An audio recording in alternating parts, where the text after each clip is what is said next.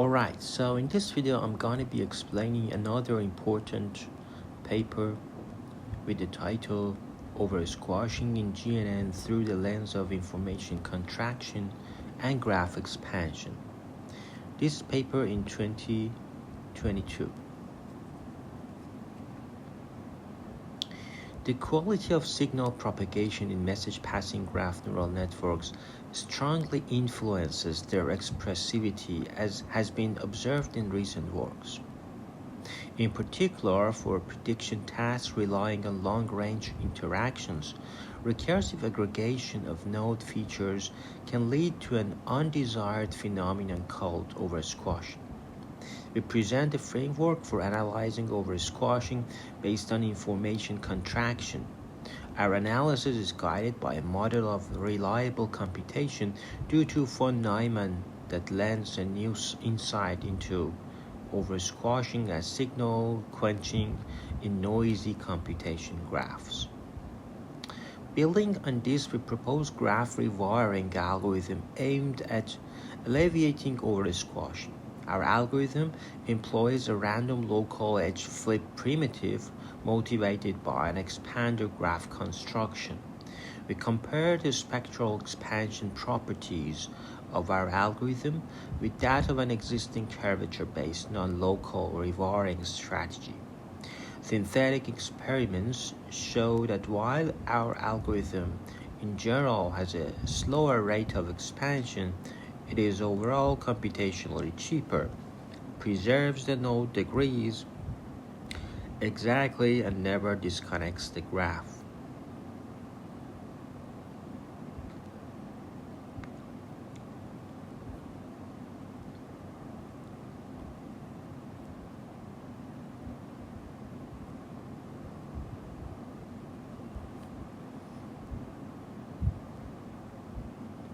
So to set the stage, we first recall the data processing inequality, DPI, which states that mutual information satisfies this relation, that mutual information between U and Y is less than or equal to mutual information for U and X for any Markov chain, that U is the cause of X and X is the cause of Y. We cannot gain information under the action of a noisy channel.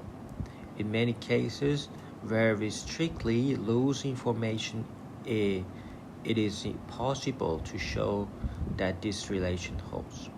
This is captured by a quantitative version of the DPI called strong data processing inequality. We denote by K the channel X to Y with finite input and output alphabets,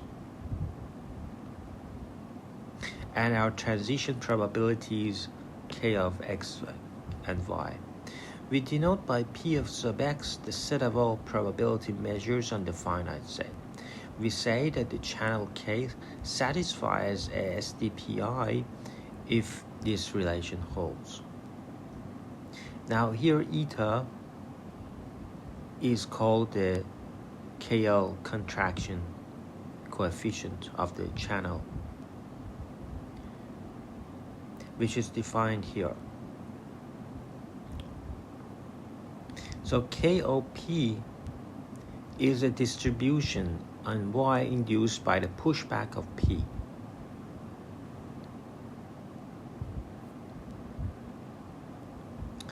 So this is the preliminary thing that we need to know. And this control which the norm of K. This paper is about graph signal processing. Because, for example, here a Boolean circuit is talking about reliable signal propagation in noisy Boolean circuits. A Boolean circuit with n inputs is a directed acyclic graph in which nodes of in degree 0 are either references to the inputs or Boolean constants, and node of in degree at most k are logic gates computing Boolean functions at most k arguments. The output of the circuit is a unique node of out degree 0. A noisy Boolean circuit is composed of Boolean gates that fail, produce a 0 instead of a 1 or vice versa independently with probability delta. We refer to these gates as delta noisy gates. Von Neumann asks the question, can every Boolean circuit with noiseless gates be simulated by a noisy Boolean circuit?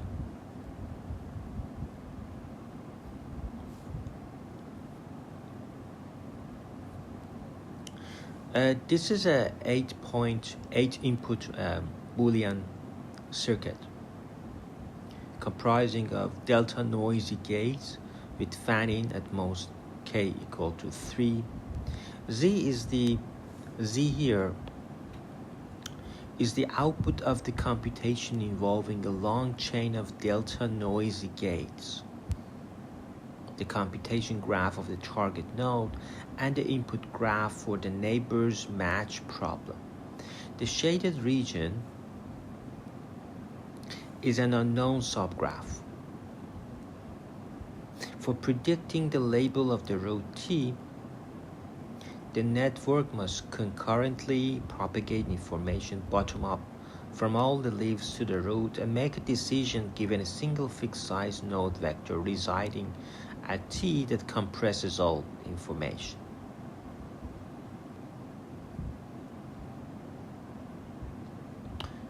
So our target node is T.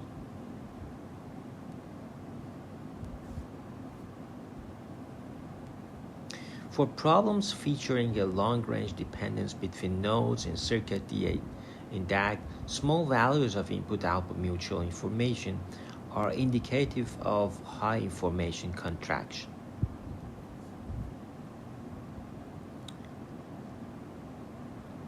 Then here they talk about structural bottlenecks and expander-based graph rewiring algorithms.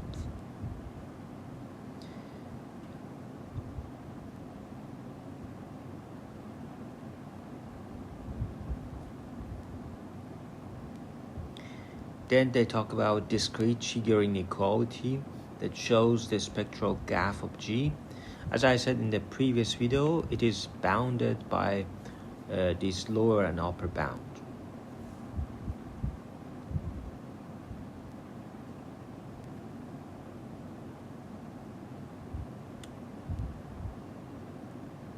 So here they propose two graph rewiring algorithms motivated by an explicit expander construction and compare the evolution of graph expansion and curvature along the rewiring process of our algorithm with that of the stochastic discrete Ricci flow that is introduced in 27, this reference.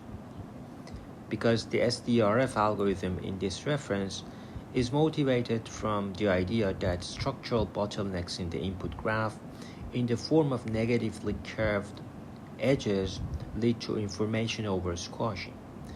There, the notion of curvature, which can be construed as a local Shiger constant, plays a central role in the rewiring process. Each iteration of SDRF cycles between adding a supporting edge around the negatively curved edge and removing redundant positively curved edge with the goal of preserving the overall node degree distribution. Since the addition and removal of edges are done independently of each other, the SDRF is non-local and may disconnect a connected input graph. This issue is addressed in practice by way of a tunable hyperparameter that can be chosen so that no edges are removed. Not removing any edges, however, may adversely impact the time and memory complexity of downstream GNN as the rewired graph becomes denser. In the sequel, we shall only consider the default setting for SDRF, where in each cycle an edge is always removed, so as to preserve the total edge count. Compared to STRF, the rewiring algorithm we describe now aim at improving the global trigger constant using only the local modification without ever disconnecting the graph. So it is inspired from the flip Markov chain that transforms any regular connected graph into an expander with high probability. Given an input graph, our goal is to construct an expander-like graph on the same set of nodes using a sequence of local transformations without disconnecting the graph or changing the degrees of nodes. So we start from a connected graph G. The transformation define a flip Markov chain, for example, a sequence of connected graphs, by iteratively sampling two distinct nodes uniformly at random over the edges of G, and performing a local edge flip that amounts to exchanging a random neighbor. So the algorithm, once we get G at iteration T, at time T plus 1 is the output graph. So we sample an edge uniformly, then we sample a node I uniformly at random. Then we repeat this process, sample a node J uniformly at random, and we add to the edges. And then finally, these added edges create a new graph. Then we repeat this several times. For our greedy sampling strategy, we shall rely on physical metaphor viewing graphs as electrical networks. And so they define this effective resistance. And I've explained effective resistance in my playlist for spectral graph theory. But the problem of this effective resistance, practically for large graphs, it is very hard to calculate this one, this Moore-Penrose pseudo-inverse of the Laplacian is hard to calculate efficiently because it has high computationally complexity. So because the computational complexity of this pseudo-inverse is high, we tend to use other approaches. So it is not scalable, really. That's why you don't see it as often as other approaches.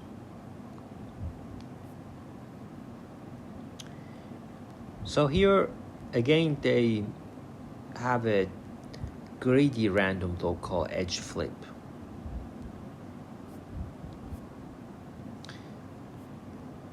And so this is the evolution of the normalized spectral gap and training accuracy.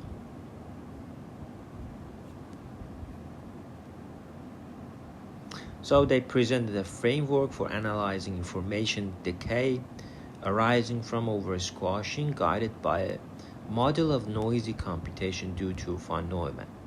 And they proposed a local graph rewiring algorithm motivated by an expander graph construction employing an effective resistance based edge sampling strategy. So their edge sampling strategy was using effective resistance.